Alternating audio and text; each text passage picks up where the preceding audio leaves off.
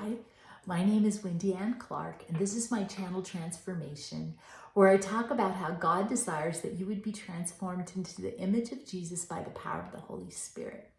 And my whole goal here is to bring a daily short reflection that I hope will encourage you to continue daily pursuing the person of Jesus Christ and that you would be changed over time. So I want to start with a quote, and this is from a little devotional called Streams in the Desert, written a long time ago. And this is what it says. When we are called aside and can only suffer, when we are sick, when we are consumed with pain, when all our activities have been dropped, we feel that we are no longer of use, that we are not doing anything. But if we are patient and submissive, it is almost certain that we are a greater blessing to the world in our time of suffering and pain than we were in the days when we thought we were doing the most of our work. I relate to this, and I want to tell you a story of a time when God taught me this same lesson and also taught me a lesson about prayer in this one experience. So it was back when I was 32. I had two small children. I had a 4-month-old baby and a 2-year-old, and I was diagnosed with lymphoma, and I was going through what was a pretty intense chemotherapy, somewhat experimental, I found out later, but every 3 weeks I would spend a weekend in the hospital to receive my chemo.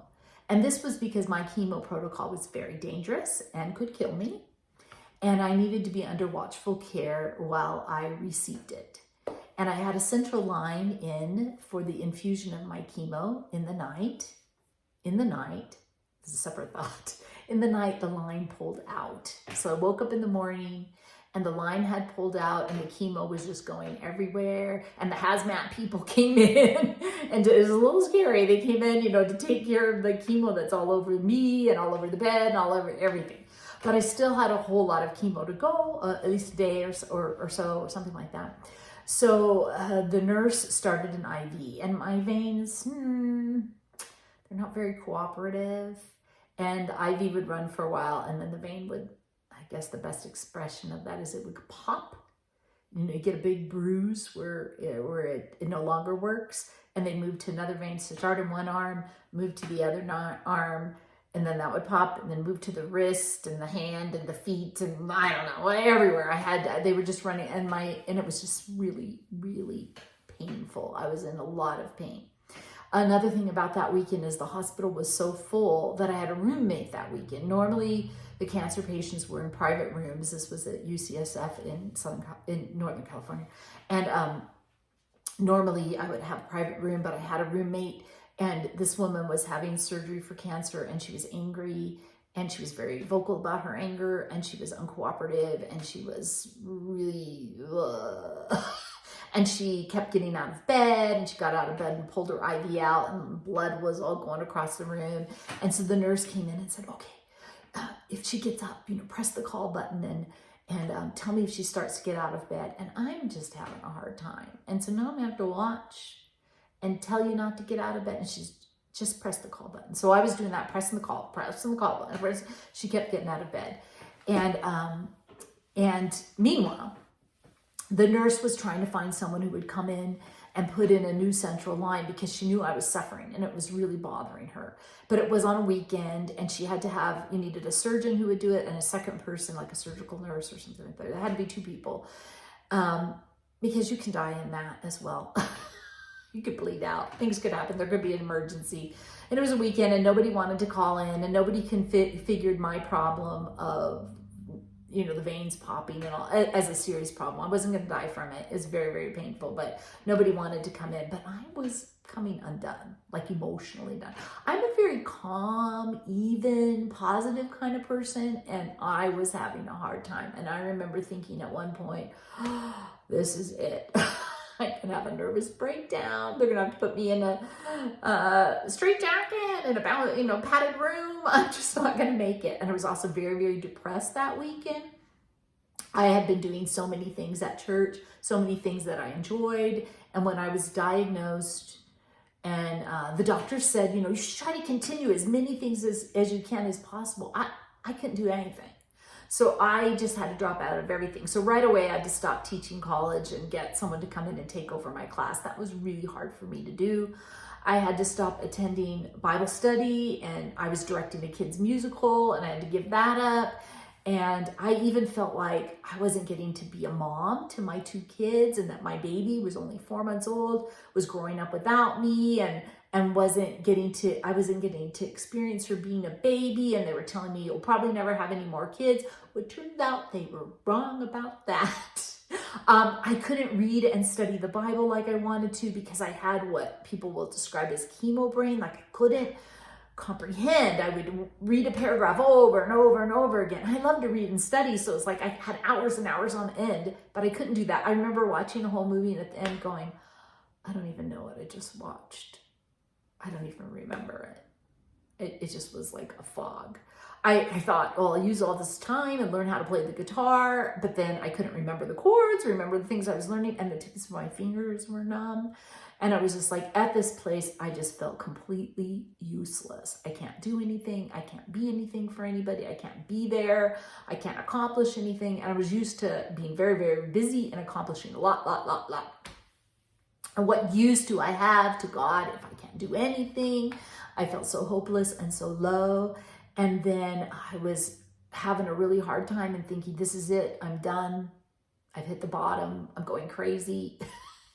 And then all of a sudden, that passed. And I just felt so much peace. I knew I was going to be okay. My positive attitude was back. I'm like, no problem. You got this. And it was so notable to me that I looked up at the clock and made note of the time. And it was 4:30. And I was like, wow, what happened? And then the nurse came in and she told me she'd found a surgeon who was going to come in and perform the procedure, and had a surgical nurse who was going to join her.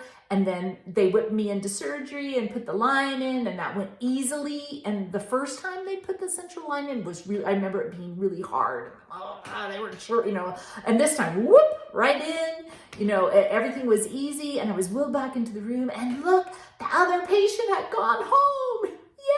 Yay! I was so happy. And my mom called me and she asked, are you okay?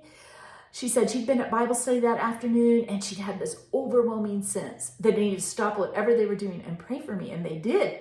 They stopped and prayed for me. And I asked her, well, what time was that? You know what time it was, don't you? Because it was 4:30. And so I can say, I know what it feels like to be prayed for. I know how powerful prayer is. So if God ever brings anybody to mind for me to pray for them, I stop and I pray for them. I pray for them right then because I know. Okay, then, all this good stuff. The woman in the next bed, that kind of mean, bitter, troublesome woman, came back and she came to see me, fully dressed. She was checking out of the hospital, but before she actually went and got in the car, she came all the way back upstairs in the elevator to see me. And she said, she knew I was having a hard time. It still makes me cry all these years later. It's a lot of years later. She knew that I was having a hard time, but I was kind to the nurse and kind to her, and I was patient, and that she was watching me. And I showed her, man, that she really could be a better person. She could do better. And she wanted to come back and tell me that. And God spoke to me deep in my spirit. And he said, Wendy, it's not about what you do. It's about who you are. Be who you're called to be. And I can use you even if you really can't do anything that you think is useful, impressive, meaningful, helpful. Don't do, be. So back to that first quote that I mentioned. When we're called aside and can only suffer, when we are sick, when we are consumed with pain, when all our activities have been dropped and we feel that we are no longer of use, that we are not doing anything. But if we are patient and submissive, it is almost certain that we are a greater blessing to the world in our time of suffering and pain than we were in the days when we thought we were doing the most of our work. I hope I've given you something to think about today. Let me know what you think in the comments below. If you like it, hit like. Share it if you think somebody else might like it. Hit subscribe. If you just want to help me on YouTube, hit that notification bell if you want to be notified when I post new content. Thank you so much for watching, and I'll see you next time.